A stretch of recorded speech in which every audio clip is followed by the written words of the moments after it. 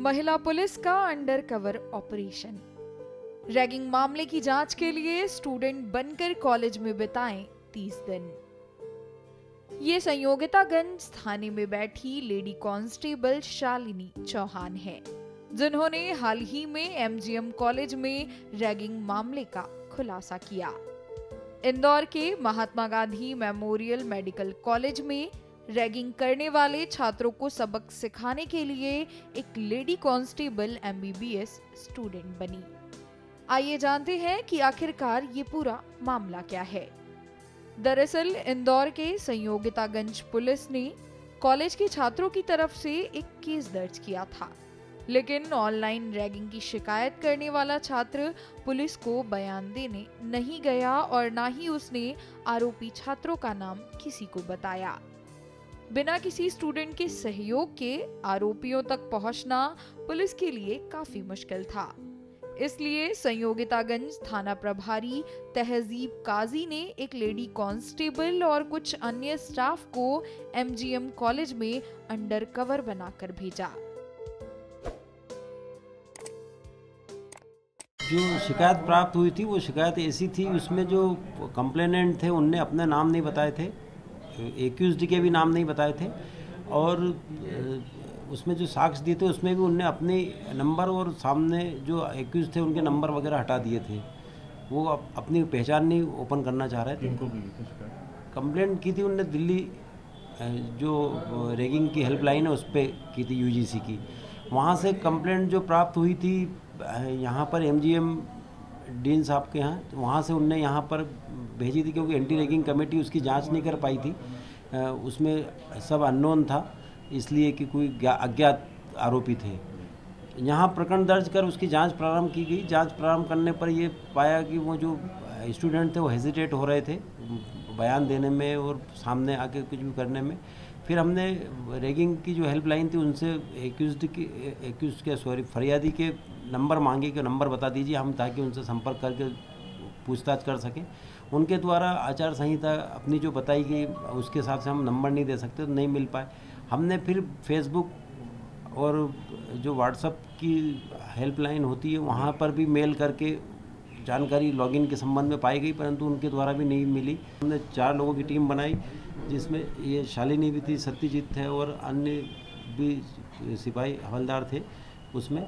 वो लोग, शालिनी का क्या रोल रहा उसमें? हाँ, इन लोगों को हमने सबको अलग अलग कर दिया, किसी को डॉक्टर्स, किसी को नर्स, किसी को कभी जैसा समय होता था उसके हिसाब से कोई नौकर बन जाता था, कोई कर्मचारी बन के जो कैंटीन होती थी या जो आसपास के कैफ़े होते थे मेडिकल कॉलेज के या उनके हॉस्टल के आसपास के कैफ़े होते थे वहाँ पर भेज के इनको रखते थे। ये जो सीनियर्स और जो जूनियर्स आते थे उनसे बात करते थे, उनसे जानकारी लेते थे, और कुछ लोग फिर इसी प्रकार चिन्हित किए इनसे, जैसे कि शालिनी ने भी फिर वहाँ जाके जो देखा था और जो बातचीत की, तो जो लोग खुल के पुलिस के सामने वर्दी में बयान नहीं देना पाते थे वो सामने बता रहे थे। इसको जब बताने लगे तो ये हमको आके बताती थी, फिर हम उन लोगों को चिन्हित करके बुलाकर बात करके उनको काउंसिल करके उनका जो हमारा लीगली 161 के कथन होते थे हम वो कथन लेते थे।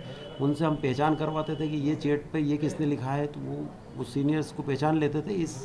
इसी प्रक्रिया में हमने 11 लोगों को चिन्हित किया और उनके खिलाफ फिर कार्रवाई की थी। लेडी कांस्टेबल शालिनी चौहान ने 1 महीना कॉलेज में एमबीबीएस स्टूडेंट बनकर गुजारा और आरोपियों को गिरफ्तार करवाने में सफल हुई। हमारे वरिष्ठ अधिकारियों द्वारा कहा गया इस केस में कुछ पता नहीं चल रहा था कि कौन आरोपी है और क्या फरियादी कौन है, तो मुझे इसके लिए स्टूडेंट बनकर भेजा गया था। तो मैं सिविल कपड़ों में स्टूडेंट बनकर किताबें लेकर वहाँ पर जाती थी। कैंटीन में लगभग 5 से 6 घंटे बिताती थी। सब लोगों से बातचीत करती थी। कुछ लड़कियों से मैंने फ्रेंडशिप की, घुली मिली उनसे और उनसे बातें निकलवाने की कोशिश की। 3-4 लोगों के नाम मैंने उनके सामने जानबूझकर लिए ताकि वो मुझे अपने बारे में कुछ बताएं कि यहाँ पे कौन रैगिंग करता है, क्योंकि कोई बताने के लिए तैयार नहीं था। सब लोग डरते थे कि किस हिसाब से हम कहें, किसका नाम ले किन सीनियर्स का नाम ले कि ये रैगिंग करते हैं। इसलिए मैंने उनसे उनकी मन की बात निकलवाई, कुछ अपनी बात बताई, तब उन्होंने अपनी बात मुझे बताई और कुछ लोगों के नाम बताए जो मैं अपने सीनियर्स को आकर बताती थी। इस घटना को लेकर एमजीएम कॉलेज के डीन डॉक्टर संजय दीक्षित ने बताया कि रैगिंग कमेटी ने 11 स्टूडेंट्स को 3 महीने के लिए कॉलेज और हॉस्टल से सस्पेंड कर दिया है।